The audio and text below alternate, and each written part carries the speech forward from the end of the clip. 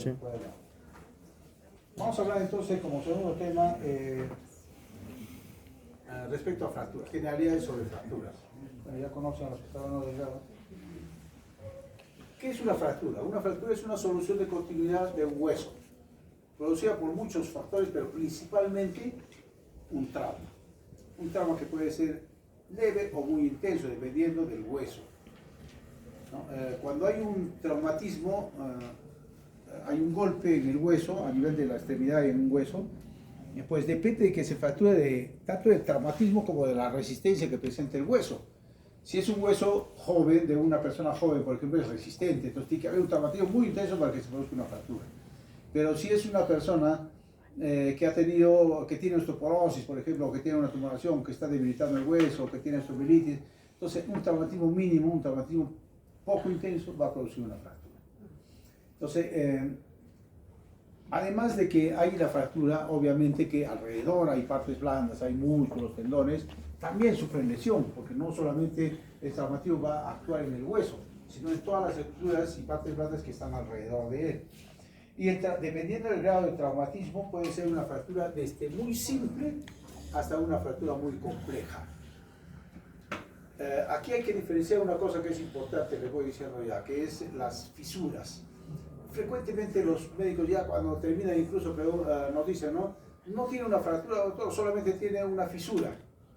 Entonces diferenciemos esto y para que no se olviden nunca. Una fisura es una fractura, pero que no está desplazada. O puede ser una fractura incompleta, pero también es una fractura, porque hemos visto que la definición de fractura es solución de continuidad del hueso. Y hay una solución de continuidad. Que no esté desplazada es diferente. A eso se le llama generalmente fisura. Entonces también una fisura es una fractura.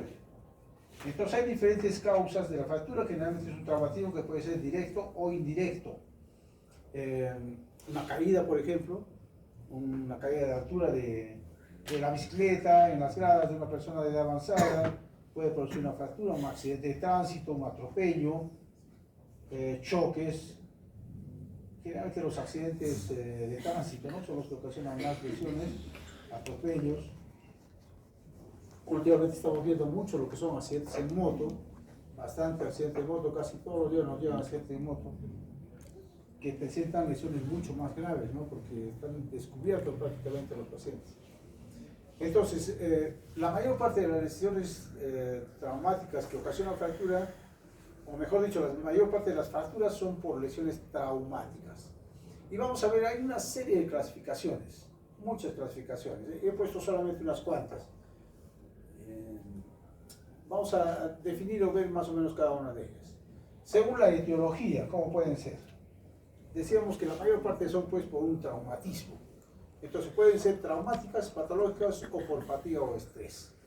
Entonces, de acuerdo a la etiología, la mayor parte son por un traumatismo intenso que actúa en la zona de la extremidad donde vence la resistencia del hueso y produce una fractura. Entonces, el 80 al 90% son traumáticas. Pueden ser también patológicas. ¿Patológica a qué se refiere? A que el hueso está debilitado en su resistencia y en un traumatismo menor puede ocasionar una fractura. ¿Y por qué está debilitado? Puede ser por múltiples causas. Por ejemplo, ya dijimos la osteoporosis. La osteoporosis en las personas de avanzada, sobre todo mujeres, pues ocasiona que el hueso debilite y un traumatismo mínimo ocasiona fractura. O puede ser porque hay una osteomielitis. La osteomielitis va carcomiendo el hueso, va debilitándolo y un traumatismo menor también ocasiona fractura.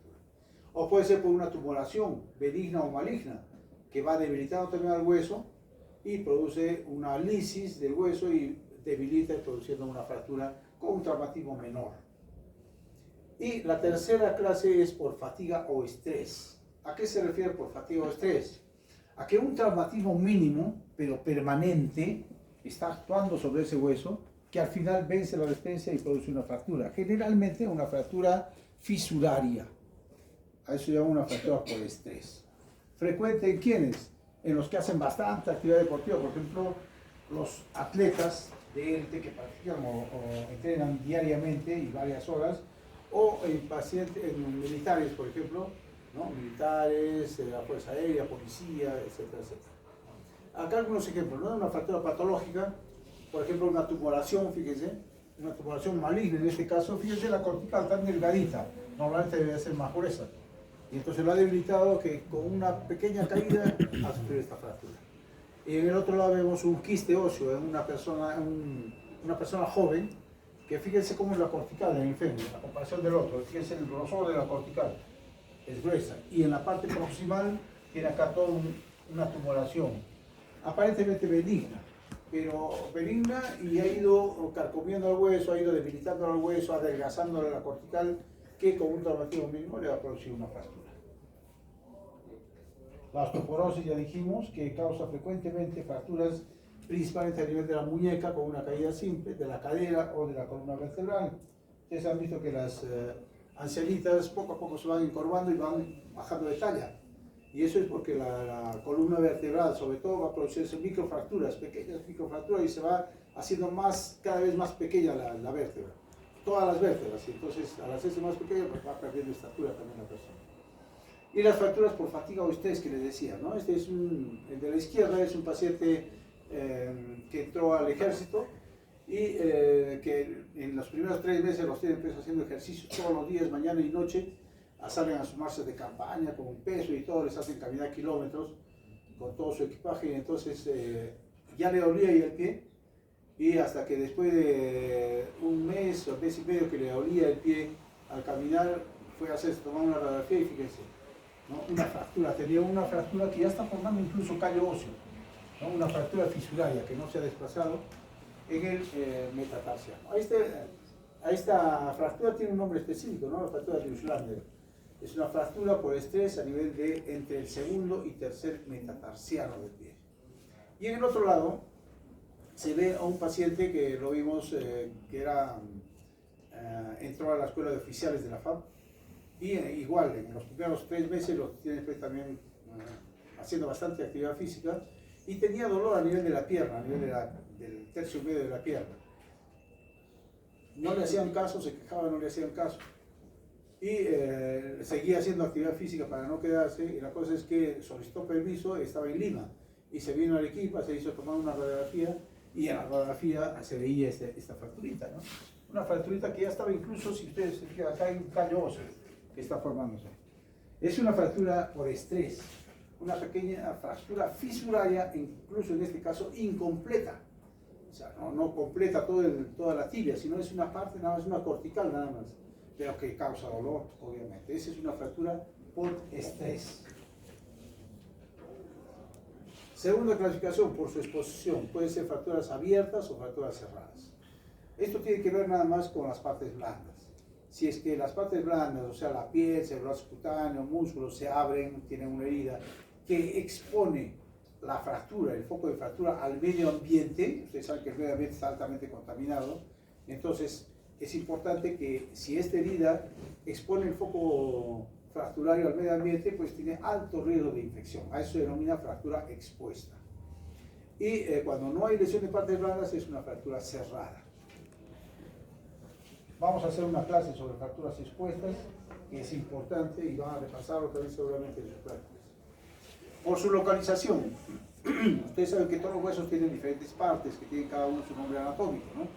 En hueso largo, por ejemplo, en todos los huesos largos hay una epífisis, una diáfisis y una metáfisis, ¿cierto? Entonces, dependiendo de dónde se encuentre, pues se llaman fracturas diafisiarias, metafisiarias o epifisiarias. O el mecanismo de producción puede ser por un trauma directo o por un trauma indirecto. ¿A qué se refiere esto? Trauma directo es si, por ejemplo, como en el caso de la fibra de abajo de la izquierda, viene un vehículo pues, y le golpea directamente en el muslo y le produce una fractura a nivel de fémur. Trauma indirecto es cuando, por ejemplo, en la fibra del medio, el paciente se cae, apoya la mano y gira y se cae, ¿no? Y entonces, ¿qué cosa está produciendo el trauma directo? La mano y el resto del cuerpo. Pero se produce una fractura no en la mano, sino por encima del codo. Puede ser una fractura, por ejemplo, a nivel del olecrano, o puede ser una fractura en los niños supracondilia, del húmero. Entonces, no hay un traumatismo directo a nivel de la zona donde se produce la fractura, sino a distancia. Pero el traumatismo hace de que toda la fuerza se vaya hacia la parte proximal y que produzca una fractura a distancia de donde ha sucedido el traumatismo. Entonces, una fractura por trauma indirecto. por su asociación con otras lesiones. Pueden ser fracturas simples o complicadas. Complicadas se refiere a lesiones de otras estructuras anatómicas importantes. Porque siempre cuando hay una fractura va a haber lesión, va a haber un hematoma, va a haber lesión de los músculos, tendones que están a su alrededor, ¿no?, de la fractura. Eso no tiene mucha importancia. Pero si hay una lesión arterial, por ejemplo, una arteria importante, o una lesión neurológica de un paquete neurovascular importante, pues eso sí, hay que considerarlo como una fractura complicada. Por el trazo de fractura, también es importante esto en la descripción de la fractura. Saber cómo es un trazo de la fractura, es decir, el trazo es transverso, como se ve aquí a la izquierda, es oblicuo, ¿no? Oblicuo en el sentido de del eje longitudinal del hueso, o puede ser espiroideo, o puede ser con tercer fragmento, como se ve acá, un tercer fragmento, o puede ser, si es que hay más de 3 fragmentos, ya se denomina multifragmentaria o conminuta o multifragmentaria. Y si es que hay una fractura con un trazo arriba y un trazo abajo, en esos casos se denomina fractura segmentaria, porque hay un segmento en el medio indemne, ¿no? A diferencia de la fractura multifragmentaria, fíjese, la fractura multifragmentaria, todos los fragmentos están ahí, está hecho pues muchos fragmentos en el foco de la fractura. En cambio acá hay 2 focos de fractura, ¿no? 2 focos alejados, que dejan un segmento intermedio indemne. Es una fractura segmentaria. Importante para decirles acá en la imagen de arriba de la derecha, las fracturas de trazo espiroideo. Las fracturas de trazo espiroideo son por torsión. Eso es importantísimo. O sea, si ustedes ven una fractura así, de tipo espiroideo, definitivamente que ha sido por torsión. Y eso tiene mucho que ver también en los problemas médico-legales. En algún momento de repente les van a nombrar todo. Hablamos de la AO. Ya dijimos que la AO es una asociación internacional para el estudio de la osteosíntesis. Hay una clasificación de las fracturas que se utiliza a nivel mundial, de las fracturas a nivel de cualquier hueso, que clasifica la AO en números y en letras, ¿no? Lo importante que ustedes tienen que saber más o menos es de que los huesos más importantes, porque como ven ahí tiene una numeración de todos los huesos, pero ¿cuáles son los más importantes y que debemos conocer a ustedes como médicos generales que van a hacer, ¿no? Y es una cosa muy simple, no se preocupen, no es tan complicado. Empezando de arriba, húmero 1, cúbito y radio 2, fémur 3, tibia y peroné 4. Entonces lo primero que indica es el hueso. Si nosotros decimos 1, se refiere al húmero, 2 se refiere al cúbito y radio, 3 al fémur y 4 a la tibia y peroné. De acuerdo a esto, es que nosotros podemos decir, acá se ve claramente, ¿no? 1, 2, 3, 4. Si es que es proximal, será también 1. Si es que es en la diáfisis del hueso, será 2. Y si es que es distal, 3. El primer número se refiere al hueso, es el número 1 en toditos. 1 es proximal, 2 diaficeo, 3 distal. En toditos es así, el cúbito y radio igual. Si es proximal, ya dijimos que el cúbito y radio es 2. Entonces, si es proximal, 1, si es diáfisis, 2, si es distal, 3. En fémur igual, si es proximal, 1, si es diafiseo, 2, si es distal, 3. Y 3 es el número del fémur, ¿no es cierto? Entonces igual en la tibia también. Hasta ahí yo creo que no hay ningún problema, ¿no? Y de ahí yo creo que lo más importante que ustedes deben saber es de que hay una subclasificación que ya es en letras, A, B y C. Esto todavía no quiero complicarles porque es A1, A2, A3, B1, B2, B3.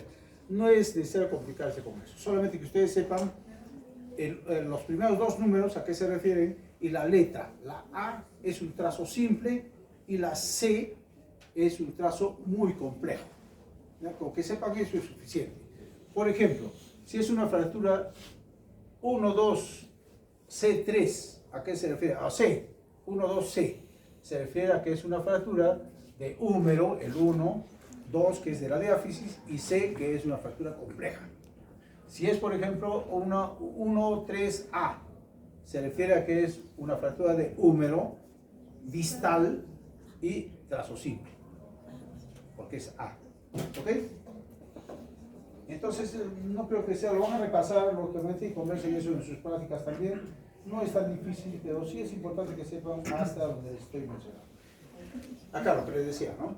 Entonces, en una fractura de diversidad, si es tipo A, B o C. Si es A es trazo simple, B es con un tercer fragmento y C es compleja, o sea, con minuta, muchos fragmentos. Hay que diferenciar esto y lo van a repasar mejor en sus prácticas en las fracturas diaficiales y en las fracturas que comprometen la articulación. En las que comprometen la articulación, o sea, en las epifisiarias, ya que están cerca de la articulación, la de tipo A son aquellas que tienen trazo extraarticular, o sea, fuera de la articulación. La de tipo B, un trazo articular simple, y la de tipo C, un trazo articular complejo. Básicamente eso se refiere en las fracturas distales, o sea, epifisiarias. Y no quiero complicarles más porque si no se van a marear. Hay también las fracturas en tallo verde que se presentan en los niños. En los niños es frecuente la fractura de tallo verde. ¿Qué significa eso? Que son fracturas incompletas, que a veces se angulan nada más. Se llama tallo verde, ¿por qué? Porque es característico cuando uno agarra una rama seca y lo quiebra, se quiebra completamente, ¿no es cierto? Eso sucede en los adultos. Cuando hay una fractura, generalmente se rompe todo y se desplaza. En cambio, si ustedes agarran una rama verde, traten de quebrarlo, no se quiebra completamente, sino que como que se dobla, ¿no es cierto? Y eso es lo que sucede en los pacientes niños, en los cuales se produce un traumatismo, pero no se rompe todo completamente, sino una cortical nada más y se angula. O se puede producir un aplastamiento y se produce como un halo, ¿no? Como un anillo a nivel del foco de fractura, ¿no? Entonces puede producir eso, se llama fracturas en tallo verde. Acá, por ejemplo, cualquiera diría que no hay nada acá, ¿no? Hay muchos pacientes que se pasan por desapercibidos y dicen no hay nada, no hay ninguna fractura acá. Pero si ustedes se fijan acá, hay como una arruga, ¿no? En esta zona.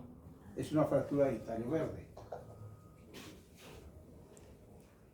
Y las fracturas por aplastamiento o impactación. ¿En qué zona se producen estas fracturas por impactación? Generalmente en hueso esponjoso. Acuérdense de que en anatomía hay dos tipos de hueso. Hueso cortical o compacto y hueso esponjoso. El hueso cortical está en las diáfisis de los huesos largos, es más duro, más resistente, y el hueso esponjoso está en las metáfisis de los huesos o en las epífisis de los huesos, y también en algunos huesos como en las vértebras, en la pelvis, ¿no? Y en algunos huesos pequeños, cortos, ¿no? Como en los huesos del tarso, el calcáneo, por ejemplo, es puro hueso esponjoso.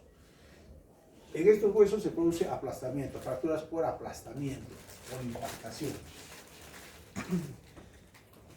Y finalmente, en cuanto a clasificación, la clasificación de Salter. Es importante que sepan esta clasificación porque se produce en los niños y tiene que ver con el cartílago de crecimiento. Acuérdense que en los niños los huesos crecen a partir de la fisis de crecimiento, y la fisis de crecimiento se encuentra en las metáfisis de los huesos largos, ¿no es cierto? Entonces aquí, por ejemplo, este fémur, por decir, tiene la fisis de crecimiento. Esto rosadito es la fisis de crecimiento, el cartílago de crecimiento. Y entonces lo que se va a clasificar, Salter lo clasificó en 5 tipos. Aquel que no compromete la fisis de crecimiento, pero solamente se separa o se desliza, ¿no? Pero no compromete o no lesiona el cartílago de crecimiento, la de tipo 1. La de tipo 2 también está por encima del cartílago de crecimiento, pero sobre todo a la metáfisis. Tampoco compromete el cartílago de crecimiento. La de tipo 3, fíjense acá, sí compromete el cartílago de crecimiento, o sea, se va hacia la epífisis, tipo 3. Tipo 4 ya compromete tanto la metáfisis como la epífisis, corta prácticamente la fisis de crecimiento. Y la de tipo 5 hay una impactación, un aplastamiento de la fisis de crecimiento, es más grave. Entonces, ¿cuáles son los más graves en esta clasificación? Las que comprometen el cartílago de crecimiento, o sea, la de tipo 3, 4 y 5. La de tipo 1 y 2 no comprometen el cartílago de crecimiento, por lo tanto, son más leves, tienen mejor pronóstico. Entonces acá se siente más contento y el último pues ya se siente. Muy bien, rápidamente hablaremos entonces respecto a las 7 terminamos, ¿no? Sí. Rápidamente sobre las fracturas entonces, específicamente las fracturas. ¿Qué hacemos? Cuando viene un paciente, pues lo que tenemos que ver es si tiene antecedente traumático, sospechar en una fractura, ¿no? Ya sea un traumatismo muy intenso o un traumatismo leve, hay que ver ese antecedente, hacer el anamnesis, como ya dijimos, y hacer el examen físico. En el examen físico, ¿qué vamos a encontrar? Generalmente dolor, aumento de volumen. Eso se encuentra en todos los traumatismos. Pero muchas veces vamos a encontrar deformidad e impotencia funcional. Deformidad e impotencia funcional, que a veces es característico de las fracturas. Por ejemplo, acá hay una fractura distal de radio y hay una gran deformidad, ¿no? a nivel de la muñeca. Entonces, eso ya nos va a indicar ya si es que hay ese tipo de fractura, si es que hay deformidad e impotencia pulsar. Bueno, sospechamos del paciente que viene con una fractura. ¿Qué hacemos? Clínicamente para nosotros es una fractura, pero tenemos que demostrarlo. Y para demostrar si hay una fractura, y no solamente eso, sino cómo es la fractura, pues pedimos una radiografía. Y la radiografía es un examen auxiliar importantísimo en traumatología.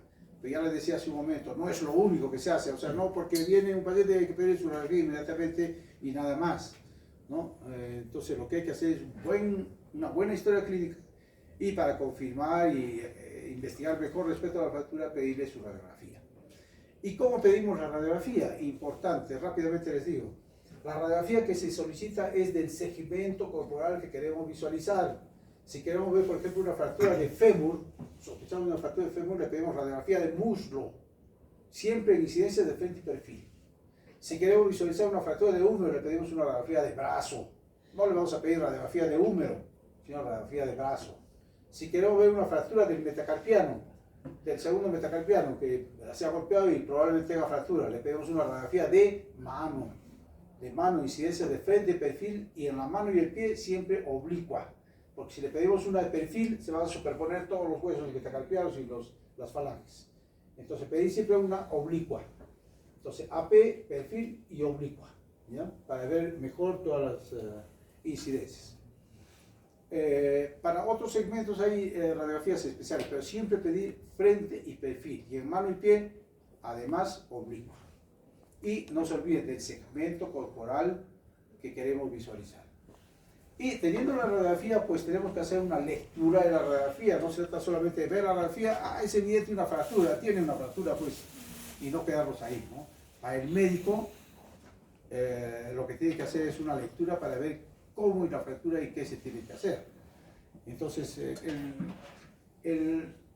la persona que lo trae, por ejemplo, cualquier persona que lo trae, que lo recoge a un herido y que lo trae, dice: doctor, lo estoy trayendo a un paciente que parece que tiene una fractura en la pierna porque está todo deforme. El diagnóstico está hecho, ¿no? O sea, tiene una fractura, es evidente, pero nosotros tenemos que visualizar mejor con una radiografía y hacer una lectura exacta de qué tipo de fractura es. Entonces tenemos que hacer la lectura de la radiografía. Y esa lectura de la radiografía no lo vamos a hacer ahora.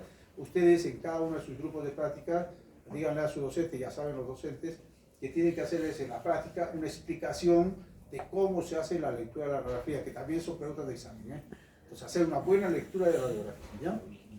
Muy bien, entonces, ¿qué vamos a ver en la radiografía? Tenemos que ver, pues, si está desplazada, el trazo de fractura, si está desplazada, si hay angulaciones, si hay cabalgamientos, si hay rotaciones, todo eso tenemos que describir en la radiografía respecto a la fractura. Entonces, no se trata de ver nada más, sino también hacer una buena lectura. Muy bien, y en algunos casos va a ser necesario no solamente la radiografía, sino tomar un examen especial para poder ver mejor esa fractura. ¿En qué casos? Por ejemplo, si es una fractura conminuta, muy conminuta, entonces no vemos, creo que por aquí hay 2 o 3 fragmentos, o parece que hay más fragmentos, una tomografía. Entonces la tomografía sí nos ayuda para visualizar mucho mejor.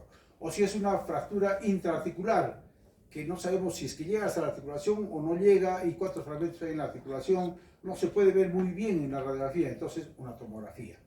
O en fractura de pelvis y acetábulo, que es bastante difícil ver en las radiografías, entonces tomar una tomografía.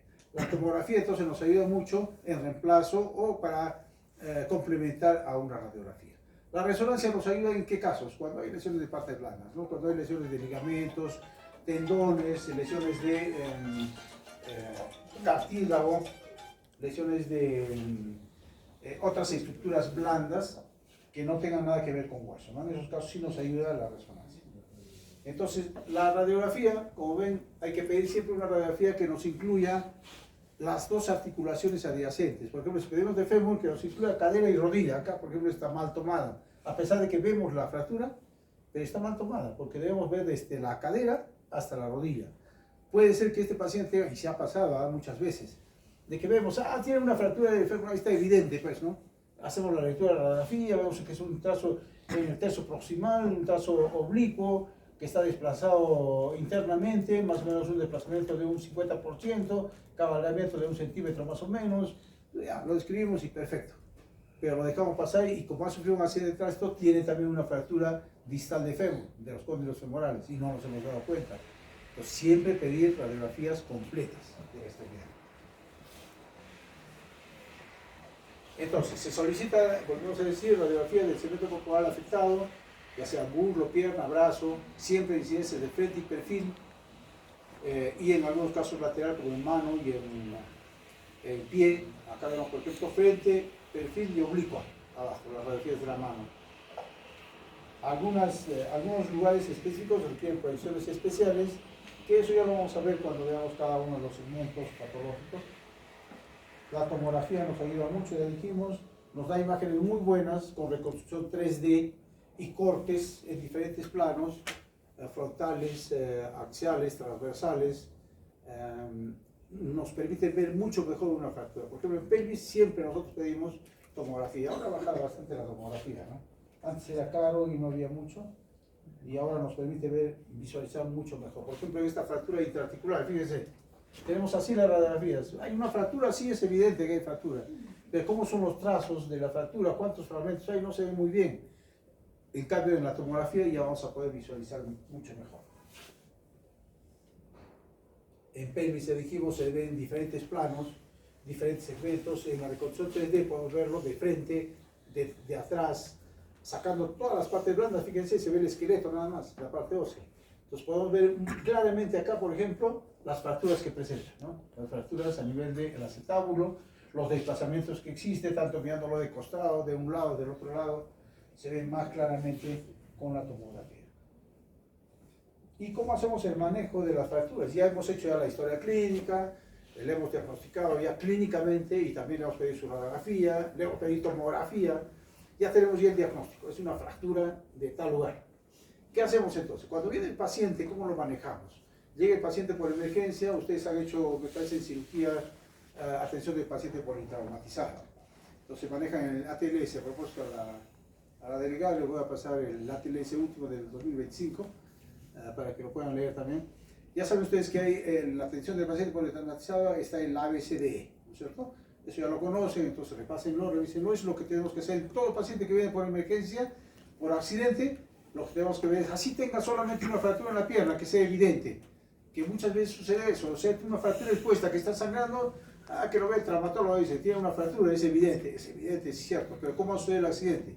Ha sido un choque y de repente tiene un traumatismo abdominal, un traumatismo torácico, y no lo hemos evaluado, no lo hemos examinado, y por eso se puede morir, no por la fractura expuesta de tibia, sino se va a morir por un traumatismo encefalocraniano o un traumatismo torácico. Entonces hay que evaluar bien al inicio, cuando ingresa el paciente, el ABCD. Luego darle analgésico. Si descartamos de que tenga otra lesión grave, le damos un analgésico para calmar el dolor, inmovilizamos la fractura, ya sea con inmovilización blanda o rígida, con férulas, con yeso, con lo que sea, inmovilizar la fractura. Es importantísimo eso, es parte del manejo del paciente con fractura. Y después de que hemos hecho ya el diagnóstico del paciente, todo lo que hemos hecho, la historia clínica, examen físico, radiografía y todo eso, pues tenemos que hacer el tratamiento. ¿Y cómo le hacemos el manejo del tratamiento de este paciente, el manejo definitivo? Pues si es una fractura y está desplazada, generalmente están desplazadas, lo que tenemos que hacer es la reducción y fijación de la fractura.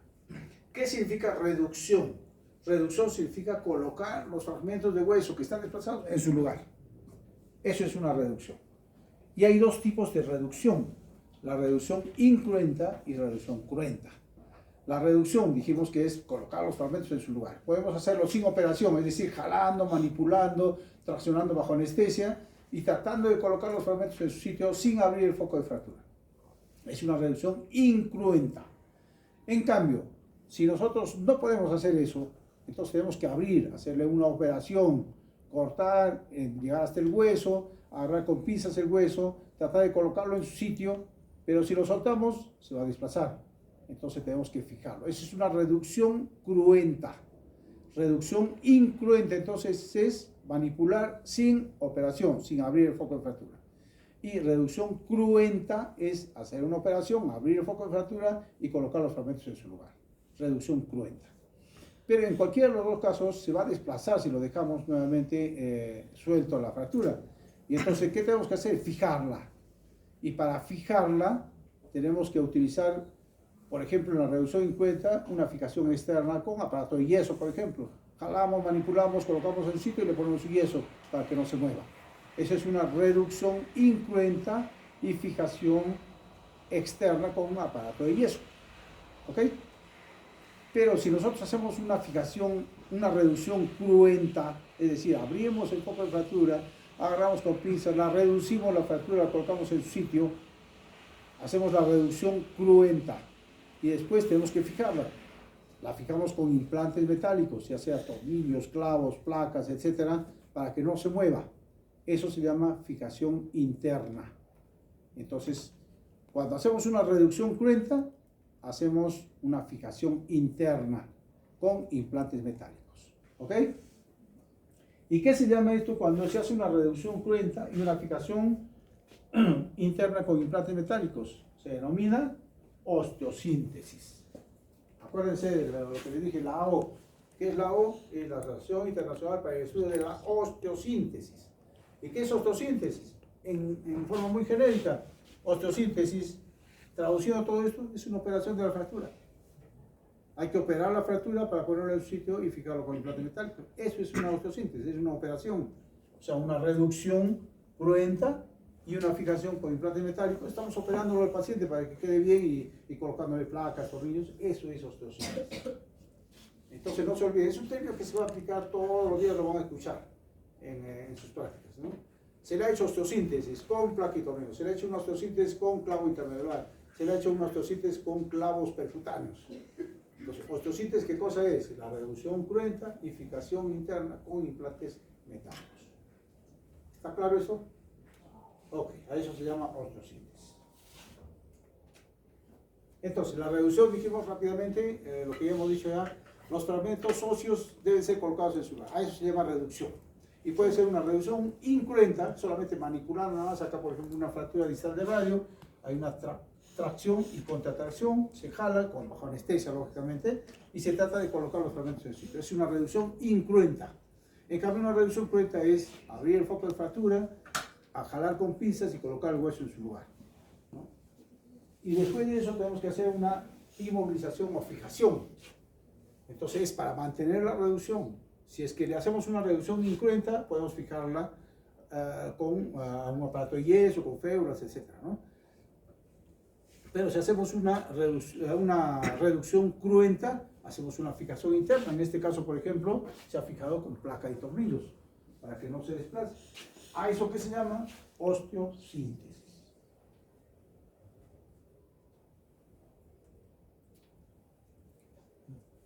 La fijación externa puede hacerse, ya dijimos, una reducción incruenta y una fijación externa con un aparato de yeso, por ejemplo, ¿no? Podemos colocar un yeso o con una férula de yeso, férula de madera, férula de cartón, etc. Inmovilización, ¿no? Es una fijación externa. Pero también hay un término que se utiliza frecuentemente que es la fijación externa, así con todas sus letras. Fijación externa lo van a escuchar también.